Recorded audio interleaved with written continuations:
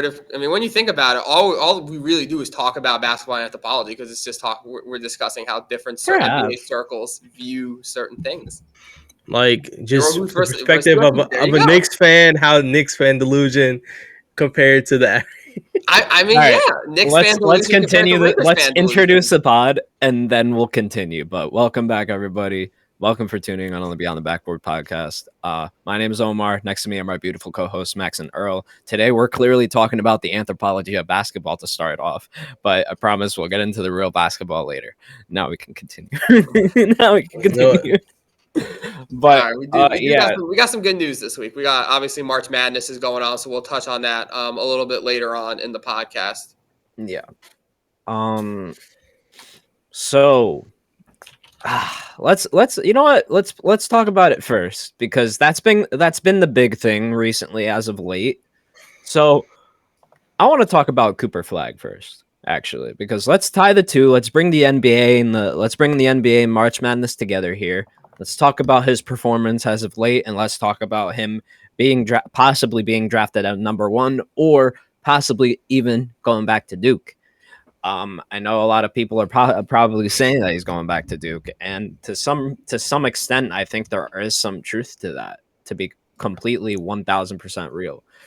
1,000. I'll tell you why. I shout out to AM Hoops. I wouldn't know this without him. He's like one of the GOATs. I go to him for like news, basketball, everything. So I listen to him religiously.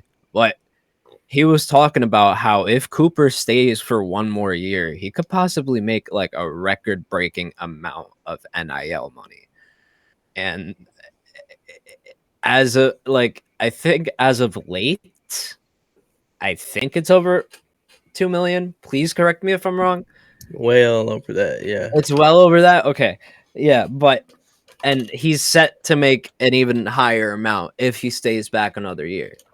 So but there is also the thing that he brought up, which was kind of like, should he go to the NBA or should he stay in the college, was the fact of he could probably just come right out, get drafted, and then get paid like generational amount of money. So it's kind of like a given situation. How do y'all feel? What are we thinking? What are we thinking? I mean, as a Duke fan, look. Okay, I'll tell you this, bro. I know he had the interview talking about the possibility of staying, but when it comes to March Madness and you're in the program, you're playing basketball, this is for a lot of college students and a lot of top players too.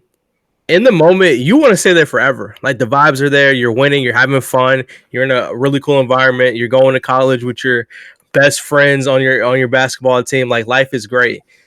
But when the offseason comes and you sit in those rooms and have those conversations about what's actually on the table as far as your future, your career, things lock in a little bit more serious. I am so sorry. I just realized Playoff Hayes has your picture as his profile picture. Yeah. Yeah, it's been like that for a couple of weeks. Oh my God! Wait, a couple of weeks? No, that's not true. No, a couple of days. I was in here. Yeah, a couple of days. Yeah, I've been in here the past couple of weeks. I did not see that from Playoff Hayes. Yeah, it's hilarious. Yeah.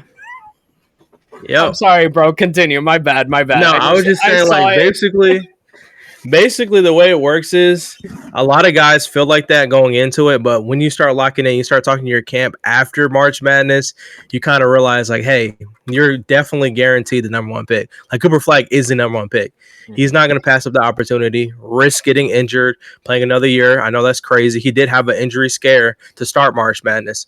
So for me, I think he already has a New Balance deal. I mean, yes, he can make money NIL, but he's going to make that times 10 being in the NBA. So I don't think that NIL perspective for me kind of completely sells like, hey, Cooper Flagg, come back and stay another year. Like he's going to make that money times 10. Like once he gets drafted, that's when Gatorade happens. That's when all these different other stuff happens, like small endorsements, they stack on. You get all those pretty much on like going up to the draft. So for me, Cooper Flagg, as much as I would like him to stay, it's not happening, bro. Same with Jared McCain. Like some guys, like Jared McCain, for example, he wasn't even projected to be like a super crazy top 15 pick before he went to Duke. But as he played in the tournament, as he played the March Madness, his stock went all the way up. And you have to make those type of decisions. Cooper Flagg, guaranteed number one pick. He's not staying. Like, as much as I would love for him to stay, it's not happening, bro. It's not happening. If he does, wow, we ball. I would have to agree. I mean, I guess anything is possible now in the world of NIL. Maybe there is a scenario where, you know, Duke wins it all right now, and Cooper Flagg is like, oh, I want to be the LeBron James of college basketball, you know, True. Not 1, not 2, not 3. I want to go run it back, try and win another one with Duke. I guess that is a possibility. The fact that he would still be getting paid a nice chunk of change to stay.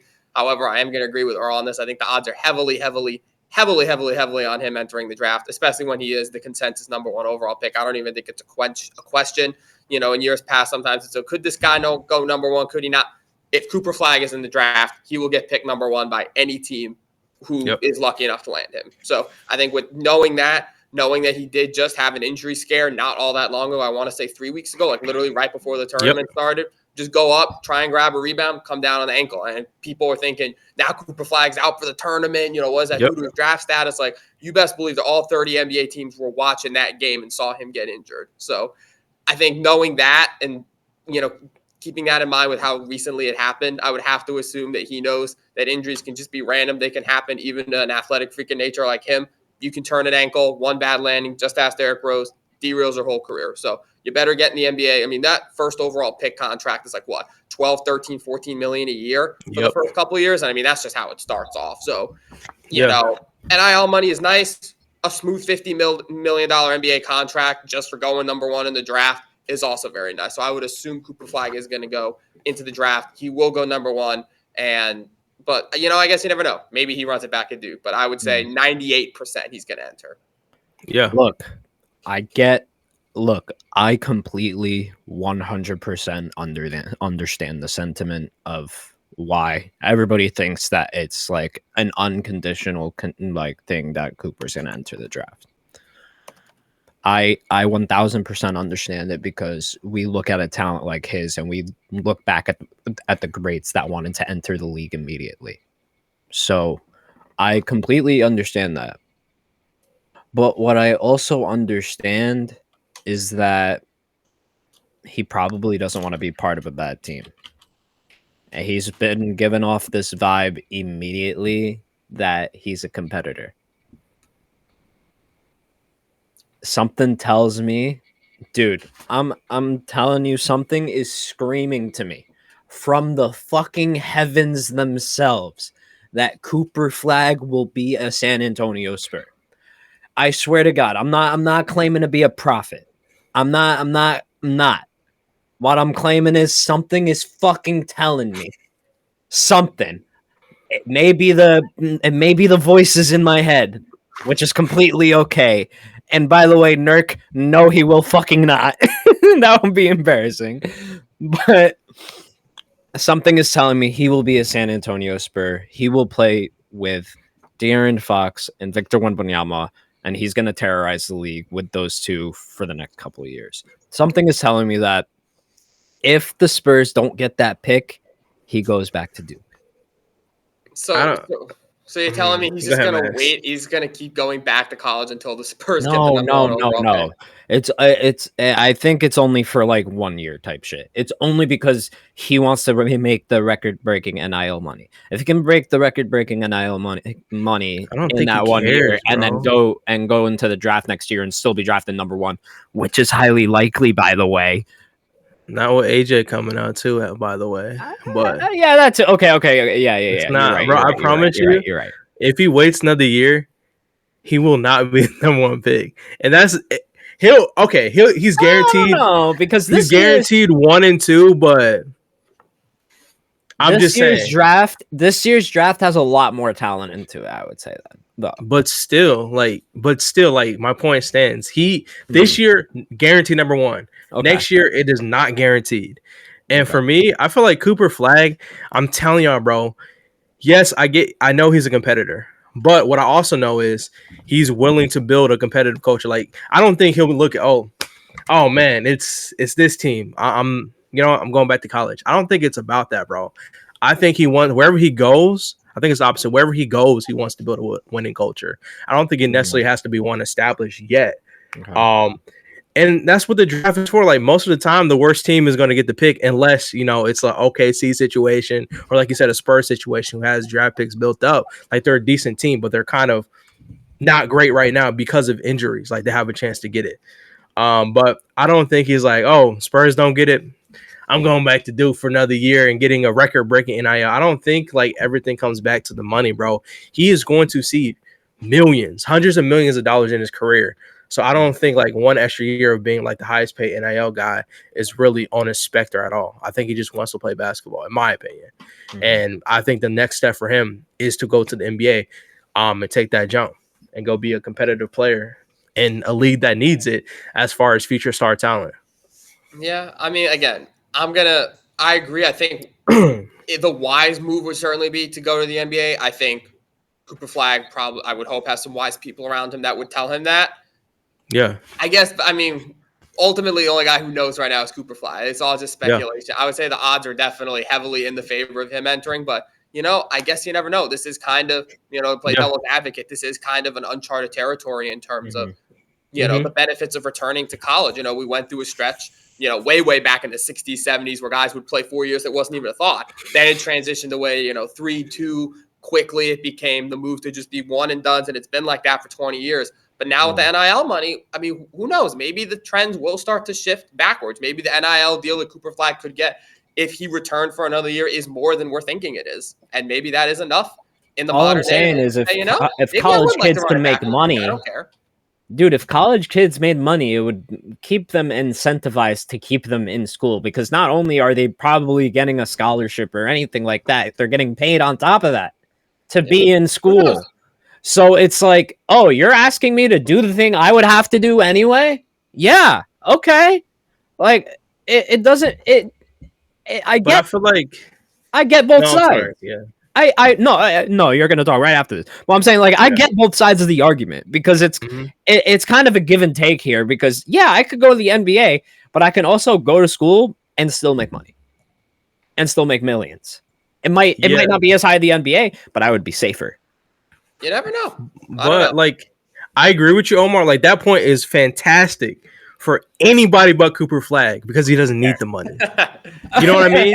Like, okay, think about it like this. Think about how many unheard of uncharted territory. We have 4-year players, we got 5-year players. We even got almost 6-7-year players playing college basketball right now because of NIL. Like whether it's redshirt, COVID years, all these different exceptions, they're still playing basketball because they can make money off of endorsements now because of name, image, and likeness. Like that works for literally everyone else. It's an incentive. Like, hey, you know what? I'm not going to be a top pick this year. So why not be a top player in the NCAA, get paid, have fun, go to college for free, all these different incentives, and keep building onto that until hey, maybe I have a crazy breakout in the tournament and I become a top 10, 15, 20 pick, first round pick. And I'm actually going to be on a team that wants me. I think you're speaking facts, Omar. I agree with you. And I think you made a good point. It's definitely a case Cooper Flagg could stay. I definitely could. I see your perspective. I really do. Because as a Duke fan, the culture there is amazing. We're winning. This team, arguably, I know we haven't won yet, but even an extra year with chemistry with this roster, they could go do the same thing or not even more. I know we're early into March Madness. So I see the argument, but Cooper Flagg, I just think his team is going to convince him hey, bro, you have to take that step. Some guys, you have to take advantage of opportunities. Like Max said, like we said earlier about injuries and stuff like that. I don't wish injuries on anybody. Shout out, I hate to say Juju Watkins, she got hurt last night. She tore her ACL. She's been playing the best basketball of her college career this year. I didn't think it was going to get better than last year, but it did. And obviously, women's basketball is different. They have to play a certain amount of years to go to the league, but you never know when a big injury can happen. So when you have the chance to take that next step, and it's offered to you, and you're pretty much guaranteed at the number one pick, I feel like you have to take it. I understand. Like Max said, it used to be you go play 4 years, you go the MJ route, you go win championships in college, and then you come to the NBA. But now, I just think things have changed. We can tell early on, when a player is ready to go and when other players need to stay extra years. And other players feel with March Madness, hey, I have a good tournament. I'm taking advantage of what people see and what GMs are looking at. They may not feel that way next year about me. I might not be a top 10 pick next year, or vice versa. I may have to stay in and be a top 10 pick next year. So I think it's a great conversation. But for Cooper Flagg, I'm going to the NBA because I know whatever team I go to, I'm going to build winning culture. That's my thoughts on Cooper Flagg. Yeah, I think building off that, Earl, I do have a question for y'all. What team, I mean, Omar touched on it a little bit earlier with his Spurs prophecy, but what teams would y'all like to see Cooper Flagg, assuming he does go into the draft this year, what teams would y'all like to see Cooper land on? What teams could benefit the most from someone like Cooper Flagg in this draft? Washington. That's good. Yeah, I agree, bro. I think, dude, it sounds so crazy. I know. But I literally think the Wizards need, like, that could be their guy. Like, the Wizards need him. Like they have a lot. Okay, Bali. They have so many pieces, bro. Like they have a lot of like potential second to third option type players. But I legit think they need a first option hoops guy you can throw the ball to. Yeah, you can run through him and everybody fit around him. Like, think about the Wizards.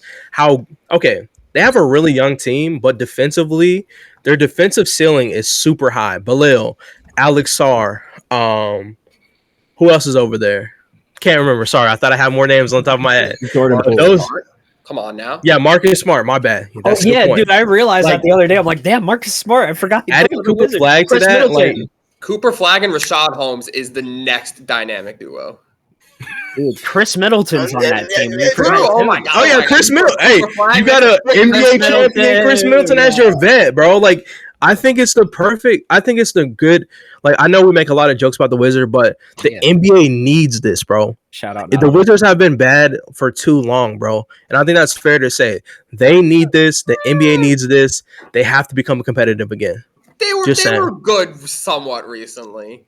Like Russell Westbrook, I think the last time they actually had a pretty decent season, I will say. And then right before that, they had Wall and Beal. Those were good years. That's not. They were. But that's my point, though, man. Considerably a longer time ago. But that's my point. Like, in where we complain about the East as much as we do, like just the NBA in general, like we need the bottom teams to be good.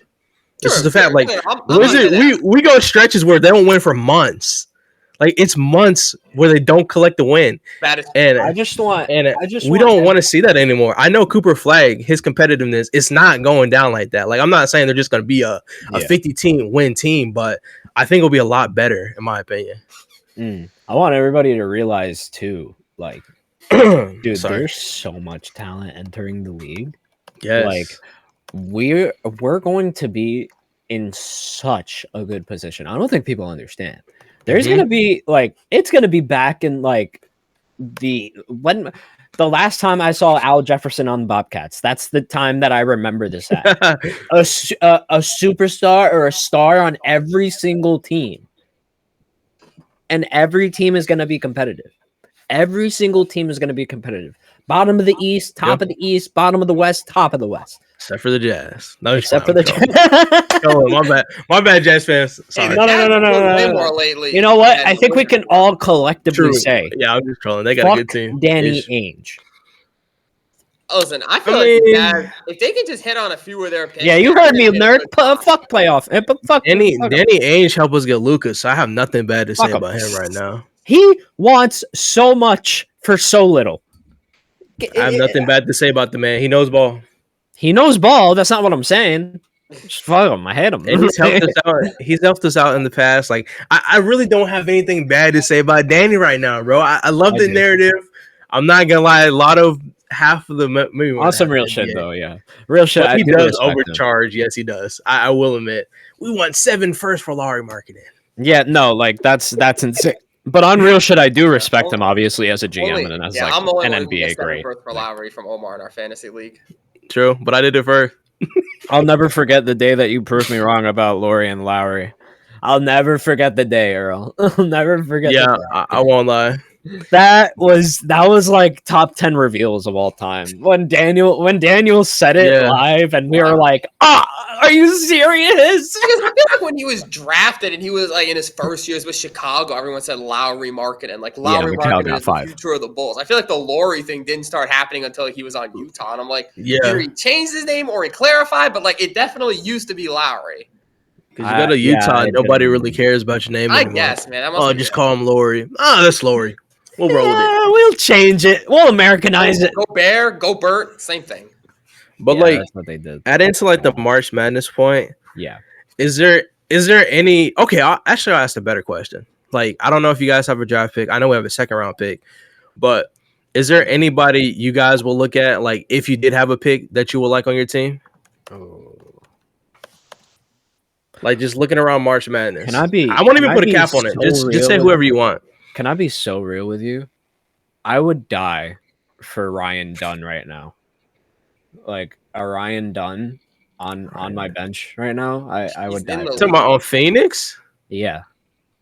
I know you said this draft, but like I just want that defender on my squad personally. He's really good. So that's somebody that I would want on, at least on my bench. You know who I want on my team? Who? I want Cameron Boozer on my team. That's nice. Okay, well, you gotta wait a year, but isn't he I'm down for it. No, he goes next year. Oh shoot! I thought he was in right now. I'm building for next draft. Okay? Scottie Pippen. But you know ball. I'm cooking. Scottie Pippen has another son. He has a son in college right now, right? Not Scottie Pippen Jr. He has another. Either that or he's gonna be in next year. I can't remember. Honestly, I can't remember. That's a good question. Pretty sure isn't his son in the? I'm looking this up right now. You might be thinking of Jason Richardson has a son in college. He plays for Michigan, I think. Yeah, Scottie Pippen's son plays for Michigan. No, Scottie. Vanderbilt. Scottie Maurice Pippen Jr. Vanderbilt. What? Oh, he plays on Michigan? He did. He's entering the transfer portal though. Okay, then I didn't know. You know what? I was thinking of Jace Richardson. Oh, Justin Pippen. Okay. Oh, Ron Harper Jr. is a hooper too. Yes, he is. So, since I don't really know college players, I'll just say, give me Scottie Pippen's son, which means maybe we can get Scottie Pippen Jr. As well, and then that could be a nice little duo. We can get Pippen, pull it up to Nick Games, tipping waitresses $0. Get him in the stands. Personally, I'm taking Miley Wash from Duke. I think he's a center who can play well with Luka. I think he has a lot of untapped potential because don't get me wrong, like Duke's team is so talented. They don't run through him, which is understandable. Like everything kind of runs through Proctor and Flagg. But with Luka kind of having him in a pick and roll situation, his defense, size, I think it would fit perfect. But we're probably, well, won't say probably, we're not getting him. But that would be kind of my dream scenario if I could choose one person this year. And shout out to Playoff Nurk in the chat for saying my boy Tyrese Proctor. Yeah, Tyrese Proctor's nice. He has the best. If we win this year, he has the best comeback story, I feel like, in March Madness in the last 5-6 years. Like last year, we literally lost the tournament because of him. This year, we're winning the tournament because of his leadership and how he's playing. Yeah. Last game, he couldn't hit a single shot. Like literally, I forget how many points he had. But it was horrible. So he pulled a personal over 27. Yeah, pretty much. Like perspective to himself, he performed awful. And like people had questions about him returning to Duke. He was mature about it. Took a long time to decide, and he stayed. And he's our top 2 player right now. So shout out to him. Okay. Nice. Exactly, nerd. Yeah, and then that last game, bro, it was he hit like 5 threes in a row. I'm talking about like boom, one dribble, boom, shoot, then catch and shoot in rhythm, pump fake, pass fake, boom, shoot. Like it was insane to watch. But if y'all not watching the Arizona game on Thursday, bro, then I don't know what to tell you. That's gonna be game of the year easily. Yeah, NBA or March Madness, easily game of the year.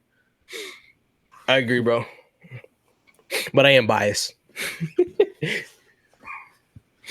All right. Let's move on. Do we have any last thoughts on March Madness, college basketball, before we move back to the National Basketball Association for the rest of the show? I think I'm good. I'll just say March Madness picks back up on Thursday, and we'll definitely have some more streams going on here, for sure. So, looking forward to it. Word, same. Okay.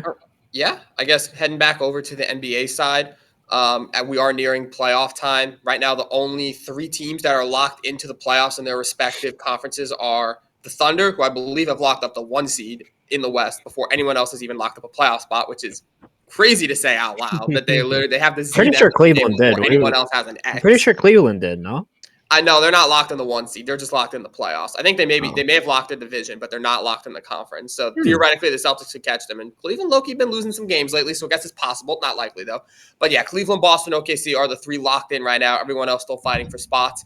With that said, it is kind of arbitrary to pick right now to say like they're the ones locked in. But I feel like those 3 teams have been the ones that everyone's talked about the last couple months as being like the top contenders. Do y'all think there is any truth to that those 3 are kind of heading into the playoffs? The 3, if we were tier ranking contenders, those are the 3 S tier guys. Or are there any other teams that you would put in that upper echelon of like they could take it to Cleveland in a 7-game series, they could take it to an OKC in a 7-game series?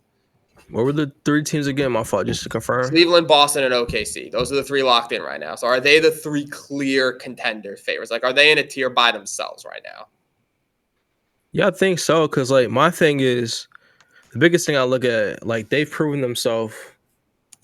They've proven they can beat a variety of NBA talent. The good teams, the bad teams,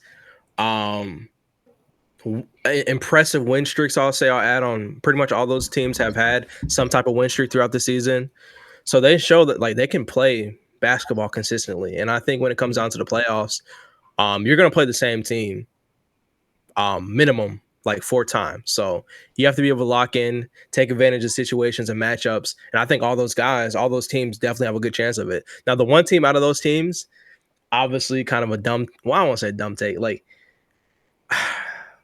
Cleveland last year disappointed me a little bit, but I feel like this year they've matured a lot as far as a basketball team. So I'm looking for them to at least get past the first, maybe even second round this year. I think if they don't make the conference finals, it's a disappointment. They got to at least make the conference finals this year. And I feel like I can say the same for OKC. I think I know they're a young team. I get it.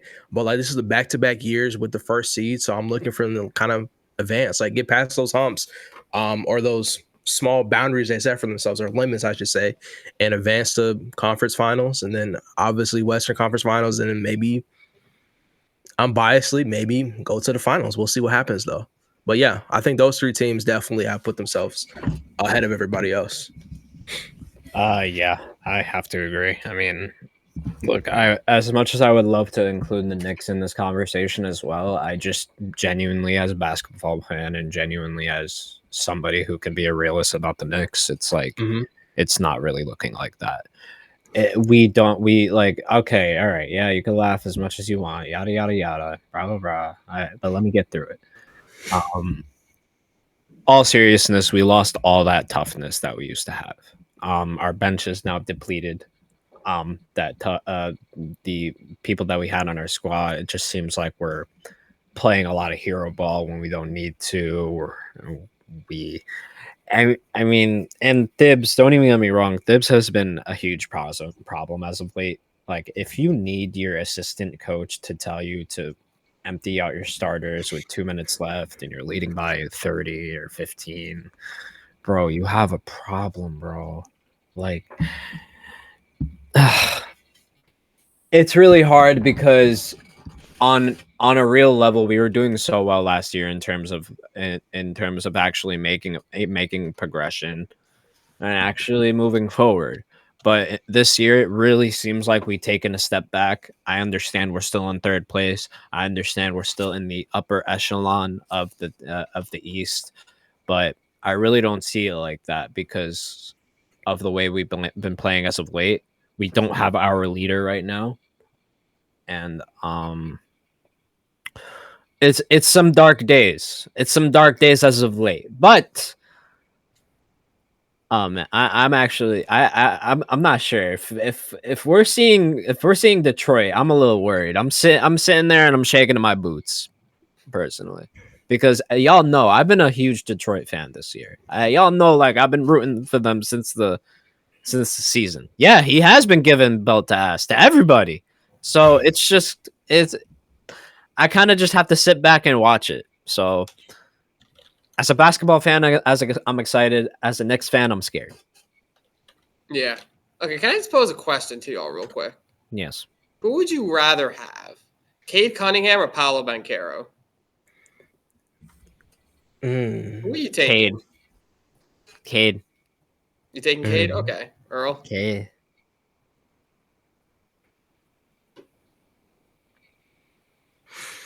This is a hard question, I know. I would personally I'm taking Cade. No disrespect to Paolo, but I feel like Cade is a borderline top 10 player in the league right now, and Paolo's kind of in like that 25 to 20 range. I think Paolo is Paolo is top 20. Maybe. I think Paolo is just not. He doesn't pass.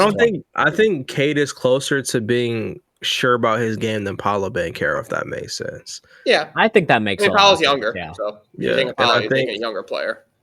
I think Cade has just figured out how to make his game fit with the team and contribute that to winning basketball, and Paolo Banchero hasn't.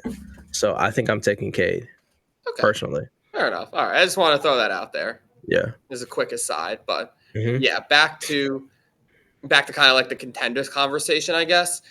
I want to say it really is just the three. I think if we're looking logistically, Celtics, Cavs, Thunder, if those three don't make the conference finals, I think it would be an upset. It would be a surprise. I think the floor of those teams has to be the conference finals unless some crazy injuries happen. But that does open up the conversation for like who takes that second spot in the West. If it is OKC versus the field, who gets there? And right now, I'm probably leaning either Lakers or Rockets to take that second spot. Now, do I think they could beat the OKC in a 7-game series?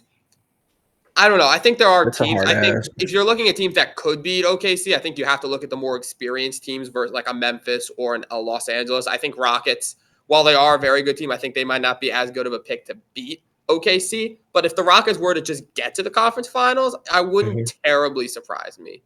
It just depends on the experience. If that team can play like they do in the regular season in the playoffs, I think they could absolutely win 2 playoff series. I don't know. Yeah, I feel like to your point, like, okay, I'm about to be very honest. Clippers too, honestly. Yeah, I agree. The Clippers could actually. I feel like getting to the conference finals at this point. I feel like the Lakers, man. It really it depends on a lot of things, bro. Like, biggest thing for me, I think, is like for every team, it's health. Like, I've literally seen this team play absolutely horrible when we're not healthy. And I don't just mean like by healthy, I mean like guys literally being 100%. These last 2 games, I think it was a mistake to bring Rui back just because he's not healthy. Like him being out there playing 20 minutes and getting 2 points or 3 points, it does nothing for our team because other guys who have been decent these last couple games, like Dalton Connect, doesn't even play, and he could literally be out there contributing to a win. So I think when you factor into that, and pretty much our whole playoff plan depends on Jackson Hayes, who literally can't get in trouble. I mean, can't get into foul trouble or hurt, or pretty much it's a wraps, which is crazy. It's crazy saying that now about Jackson Hayes and how important he is to the team compared to the start of the season. Obviously, lose AD, so things change, but like it's so many little things that can go wrong, and it's pretty much scratched. Like it will literally be season scratched. So I agree. At peak form, Max, I think we definitely could have a chance, but right now, I just don't know. I'm kind of in between. I think this year, obviously, I'm never saying like never with LeBron and Luka. I think you definitely have games where things just figure itself out. But as far as consistency, I kind of agree with you. Maybe like a more mature team, like I could even say the Grizzlies, but they've been struggling too. I know Jaw's been out a couple games, but I think we were pretty much spot on about like the top 3 is the top 3. And yeah, that's how I feel this year. It's kind of crazy. Like looking at the West, like I can't even see the Nuggets. Like, yeah, I know there were some games where Jokic missed, but like their defense, wow, it's bad. It's like awful. It is awful. They almost lost to us with no Reeves, no Luka, no LeBron James. Literally horrible. Or no, Austin Reeves played. My bad. That's my fault. But like their defense is just bad. And I don't know how they can completely fix that in a playoff series nowadays. Like, remember how they talked about last year? where they basically said they should have lost that series, which is true. I think their offense just prevailed so much higher compared to us. And that's the same reason why when we got to the next round, they got eliminated because the other team was just better. So I just think they're going to run into a team and it's not going to be fun. They can literally lose to the Warriors in the first round if they end up matching up against each other. I think that's literally fair to say. Yeah, I guess Golden State's the biggest question mark in all this. Like I could see them getting 4-1 in the first round, or I could see them going to the conference finals. I really just have zero expectations for that team. Yep. I mean, it's still possible they go to the play-in, right? I mean, I guess it's not looking super likely, but like they're not lose a game or two, you're back in the play-in in their spot. So yeah, it's definitely close down there. I mean, like you said, there's literally it's so funny because last night teams get a chance to go up in the seeding. Like I think it was Nuggets could have taken a 2-game advantage on the third seed, but they lose, so everything like literally stays the same. So every single game for the rest of the season, 2 through like almost, I'll give like 2 through 5, maybe even just 4. It's literally every single night it's gonna go up, down, up, down, up, down, up, down, up, down, and then it's all up to tiebreakers at that point for the whole Western Conference. So I don't even know when we get another team to clinch. Maybe like it might be a couple weeks, to be honest. Well, clinching just means that they're not going to be in the play-in. So like the question is, it depends on how big a gap 2 through 5 gets on 6 through 10. Because like in the East, I think we're probably going to get clinches very soon just because there is such a big gap between like the 6-seeded Pistons or Pacers or Bucks and then like the 7-seeded Hawks or Bulls. Like there's like a 5-game difference there. So they can clinch pretty early. But in the West, I mean, theoretically, even the 2-seed probably isn't going to clinch until like a week to go, which I don't know when the last time that happened was. Yeah, because Warriors, they're 2 games back from the 5th seed. But they're also like, yeah, you're right. Because, they're not safe. I mean, look, Minnesota, Clippers, and Golden State, they're all pretty much, you can say, about tied or a half game back from each other. Yeah. So literally, as long as they're all there, like it's pretty much cooked. Like, and even Phoenix Suns get the 2 seed theoretically. I mean, if they just go on like a 5-game win streak, they bounce. No, you're right. They could. They definitely could. And it's like adding to that. Even the playing spot, like what is it, 7, 8, 9, 10? 10, like Mavericks and Suns are fighting for mid. I mean, even crazy to say, Portland's 3, almost like 2.5 games back from the 10th seed, which is kind of crazy. They can go on a win streak, and the Suns can lose every game. I'm not putting money on it, but I guess it's like it's just I don't know. It's just the West is like so weird, bro. Like standing wise, it's like everything's already decided, basically. Yeah. The East, we know the 4 playing teams, and none of those 4 playing teams are going to beat Cleveland or Boston. So you may as well not even play those games. Shout out to the Hawks. Ha ha ha ha. They're getting swept if they make it.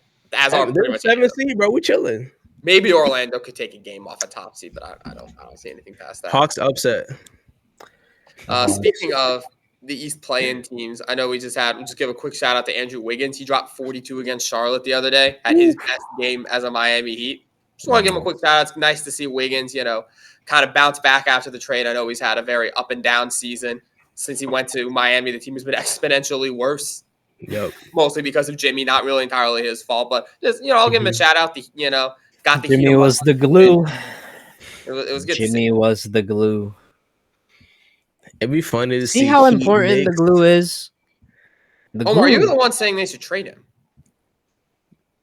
I was saying they will trade him. I was not saying they should trade him. I was saying they were gonna trade him. Two very different things. You can go back to our video at the beginning of the season. You said they should blow the Heat. They should blow it up. If I were the Heat, I would. And if honestly, if I did say that, sure, that's fine. To be completely honest, I know you said they should, and they will. I mean, they'll give it for the rest of the year. And watch, if they're not in the play-in, at least they're gonna trade Bam Adebayo. Watch. Well, they're gonna be in the play-in. I don't know, but we'll see. They're 5 games above the 11th seed, though. And who even is the 11th seed? Is it like Toronto? Is it the Raptors? Their Raptors are not winning. They're not winning 5 games the rest of the season. Period. They're definitely not making up. I don't think Miami's winning. I mean, look how bad they've been playing. If Toronto doesn't win 5 more games, they're safe.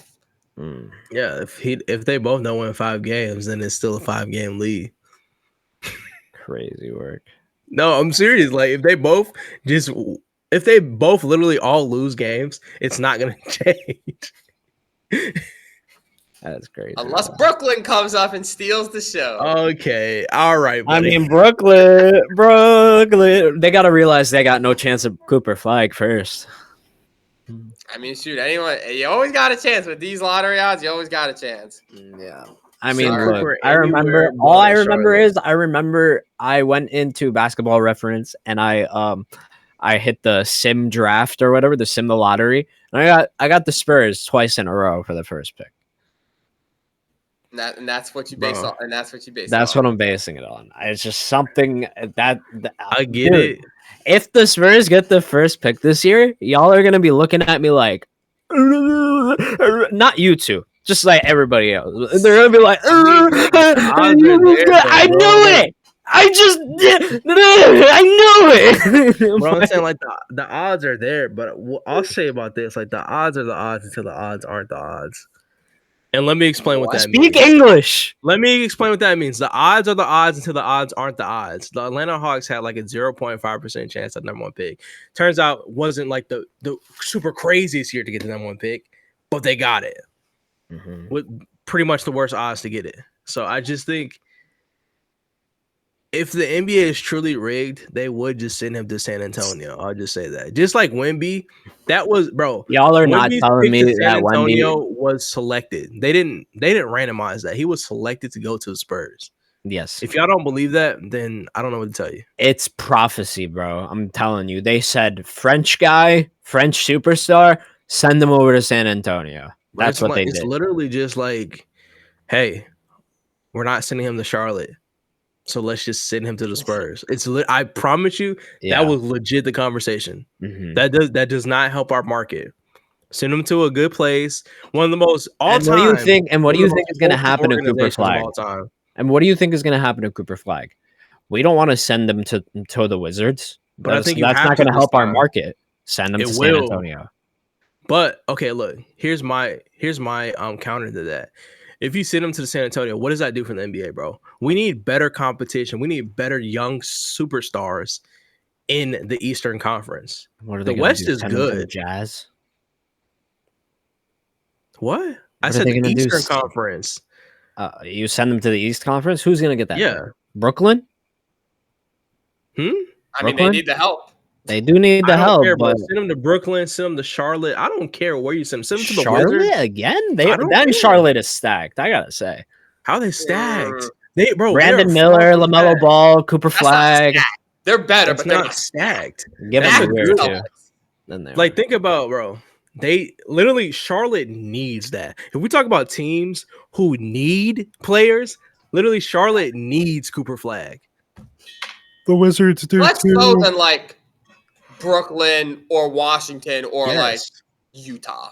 Yes, I agree. Like, think about, okay, love LaMelo Ball, cool.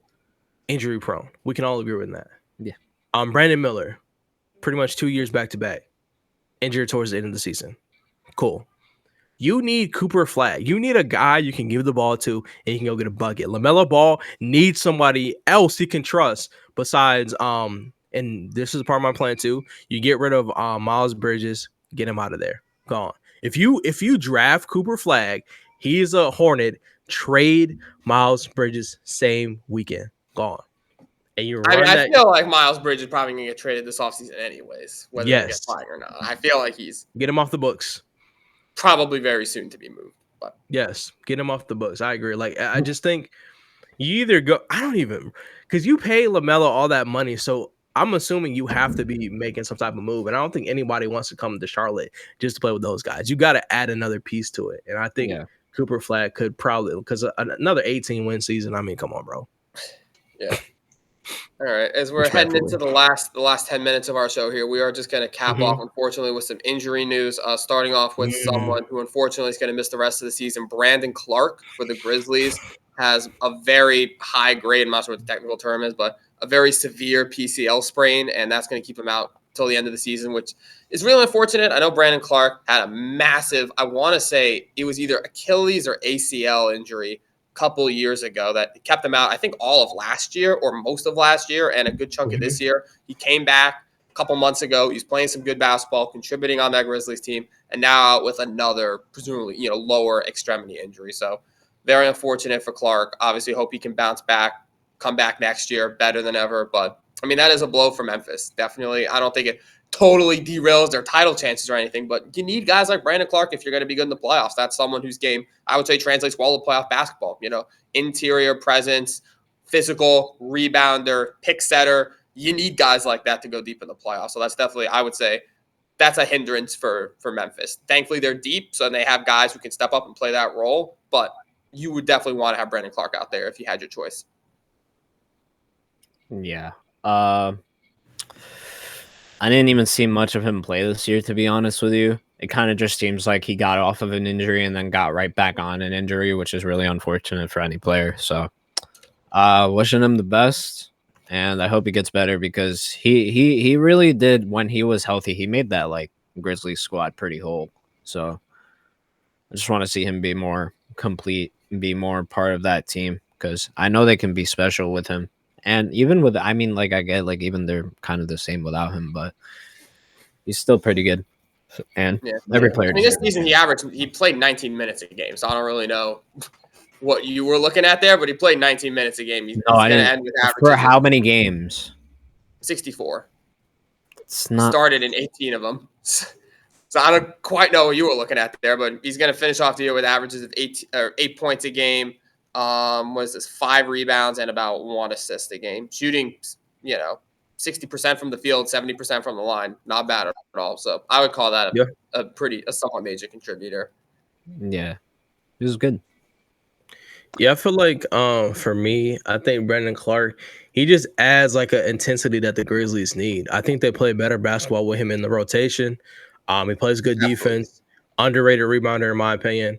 And he can pretty much score anywhere inside that paint. And when you have guys like that, especially with a younger team, I think it just helps out people all around. Like G.G. Jackson, I feel like he could probably take that production, but he hasn't quite got a chance to take that step yet because he came off that injury. So having Brandon Clarke there kind of as a backup or just the guy in front of him makes a little bit more sense. But now that he's injured, it definitely messes up the rotations, I feel like, slightly. So they are going to miss him. I think he contributed a lot to them this season. Played a good amount of games, especially coming off that injury. Well, like you said, 63 games, something like that. So that's pretty impressive. But yeah, 2 years back-to-back where he gets season-ending injuries. And it's always tough, man, especially for confidence sake, right before the playoffs again too. It definitely probably sucks for him. So hopefully he's doing good on the mental side as well. Mm-hmm. Yeah, so obviously we're wishing the best for Brandon Clarke. A couple players, big name players who are looking to make returns very soon. Nikola Jokic, he is expected to come back at some point during this Nuggets 5-game homestand.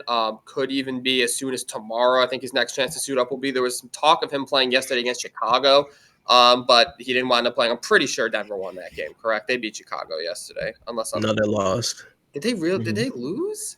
Mm-hmm. I'm tripping then. Okay, so they lost without him. Fair enough, I guess. But yeah, so Jokic potentially back. Oh, right, Josh Giddey masterclass. I forgot Josh Giddey is just the greatest. Part 2, by the way. What? He dropped a quadruple double on us. Josh Giddey. Low-key starting to be underrated at this point, but that's a conversation for another day. Jokic potentially returning as soon as tomorrow, but I think at some point in the next week he'll be back. Jalen Brunson, I know Omar, resident Knicks fan, has been on top of this news. He's going to be out. Resident Knicks fan. You're a Knicks fan too. I know, but I know. Okay, one of the resident Knicks fans on this. Both. There's 2. 4 to 5, I believe.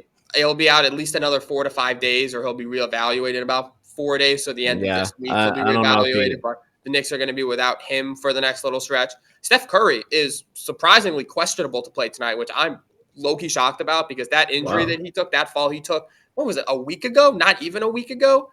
I mean, that had the mark makings of being it would be potentially into the playoffs. I would feel questionable is good. I would feel different about it if he cocked back his head and hit his head, but he didn't. I mean, obviously, yeah, but we've seen guys when you fall on the small of your back like that. We've seen that keep guys out for weeks. He kind of seemed all right the next minute, though. I mean, he was walking. He wasn't limping. He looked like he looked like he was in a little pain, but it looked like he had like some some old man pain, kind of like I'll say though, but like not to make fun of it, like he looked like he needed a cane. I think it's more like it's more okay with those type of injuries. It's a lot to do with next day type of situations too, because you know how when something like shocks your body so bad, you don't feel it until it has a chance to like truly react to it. Mm-hmm. I think that's kind of where the concern came of. Like when I watched it live, it looked really bad. But like you said, he kind of got up like a minute or so later, kind of tried to walk it off. He didn't return that game, I'm pretty sure. No, but he looked like he was more shell shocked than anything. Like his body, like the way that you said it, like his body was like surprised almost. Yeah, it was a hard fall though. I will say, like it was a really hard fall. It was, but I'm glad that he's resilient enough to take it and like move on. Yeah, so he definitely got lucky. I mean, sometimes guys fall like that; they're out for a long period of time. But the fact that it seems like he avoided major injury that's a huge plus for Golden State. So presumably they're getting him back with a few weeks to go before the playoffs. I mean, listen, if Steph Curry's even out for 2 weeks, 3 weeks, we talk about how close the Western Conference is. Golden State could drop back into the play-in easily if Curry doesn't come back as soon as it seems like he is coming back. So good news on that front. And then Anthony Davis played his first game real quick. Before we move on, I just wanted to like touch on Brunson for 2 seconds. I didn't have a chance to, but there's probably a good chance that it is longer than 4 to 5 days. It probably closer to a week. And also on top of that, it's probably going to be a little bit longer than that as well, right? Because the Knicks, while the Knicks were kind of rushing, and by the way, no, they weren't. I don't know who started that narrative, but somebody said the Knicks were rushing Mitchell Robinson to come back. If anything, they were not. They were waiting. Like, come on, stop it! Everybody's walking on glass over there. Let's be real. But I see Brunson coming back for the playoffs. I think there are enough games where we're gonna sit here and be like, I think he'll hit the limit of games that he can to be able to still win an award, the eligibility to win an award. I don't think he's going to win like a major award or anything like that. Maybe clutch player of the year because he has been a clutch player this year. Look up the stats, Earl. Look up the stats before you give me that stat. Jalen Brunson. Look it up. Look it up right in front of me. I want you to share the screen. I want you to look it up. Who's leading that book? But I don't look at Mickey Mouse awards, bro. I'm sorry. Word. Exactly. That's why I said no major awards, maybe clutch player of the year. What I'm trying to say is I do think he takes a little more time off than that 6 to 5 day. All right. But so, yeah, that's kind of where Brunson's at. In terms of guys who did come back, Anthony Davis just played his first game back from his injury with the Mavericks. Second game total as a Dallas Maverick. Only played 28 minutes. I believe only ended with like 12 points. A decent little stat line. Not too much in his return to the court. They beat the Nets. They thoroughly handled the Nets in Brooklyn. I believe they won by like 19, I want to say. So Dallas got the win. I know Anthony Davis was questionable coming in. I thought there was a world where they were just going to rest Anthony Davis tonight and then play him, or rest Anthony Davis last night, play him tonight against the Knicks. Figured Davis might want to make his return at Madison Square Garden. But I guess the Nets figured, if we can only have him for one game, if the Mavericks figured if we can only have him for one game, we may as well play him against Brooklyn because we can actually win that game. So you'd hate to play Davis against the Knicks and then lose that. And it's like, oh, well, shoot, maybe we could have won the Nets game. So they played him. He played all right. They won. So good for them. Obviously, good to see Anthony Davis back on the court. Still no Kyrie Irving out for the rest of the season. PJ Washington's back, which is good, but still no Gafford or Lively for the Mavericks. Uphill battle for them, but real quick before we end off, do y'all have any thoughts on Davis returning to the court, playing 28 minutes? Obviously, it's a limited game. He's going to ease his way back into it. I may or may not see him tonight. I may go to the Knicks game. I'm not sure, but may. Yeah. Well, I mean, honestly, the bigger question might be whether Davis is playing or not. I'm sure he'll be with the team, but I don't know if they're expecting him to play second. He played last night. He looked really good. I mean, yeah, he played. Yeah, I mean, minutes restriction. Limited minutes, but don't get me wrong. But I think we'll see him. Maybe. Yeah. Yeah. No, I think that's all I got. Shout out to AD. He did look good last night. His limited minutes. I think it's pretty much only up from there. I'm glad to see him back. I think, like you said, Dallas literally has a chance at the play-in spot, so who knows what can happen next couple of weeks. Yeah. I'm sorry. I got distracted like 3 minutes into this. my cousin sent me an account here on Instagram. _Omar.hater. Playoff Nurk, I knew it. Yeah, see, Nurk, like, what you doing to me, bro? What you doing to me, bro? Wow, Nurk, that actually makes sense. Like, I can actually understand that. Like, what the hell? Like, what is that? Literally, dang, like that. I get it. Guy knows ball. She realizes I'm Omar and then she leaves. Like, I don't get it. Just like if your girl comes to you and says she doesn't like the LeBron celebration, cut ties immediately. My cousin is sending me this account. I'm like, well, bro, that's a massive green flag. Massive red flag. Look, bro. I know. We just that's why I did it. I know we like just finished the pod, but I had to just throw it in there because I saw it like 3 minutes into that, and I'm sitting there like. That's how Omar usually sits there. Yeah. Thank you guys so much for tuning in on this episode of the Beyond the Backboard podcast. Be sure to check us out on YouTube. I'll drop the link a little later, and I will also be and we're also here Fridays at 2:30. Yeah, 2:30. And we're gonna be going over our weekend preview, guys. Be sure to drop in and probably go over some more March Madness stuff there. And 2-minute drill later on this week on YouTube. If you guys want to check that out this weekend, we will be on there as well. Thank you guys so much. Appreciate for everybody tuning in, and peace.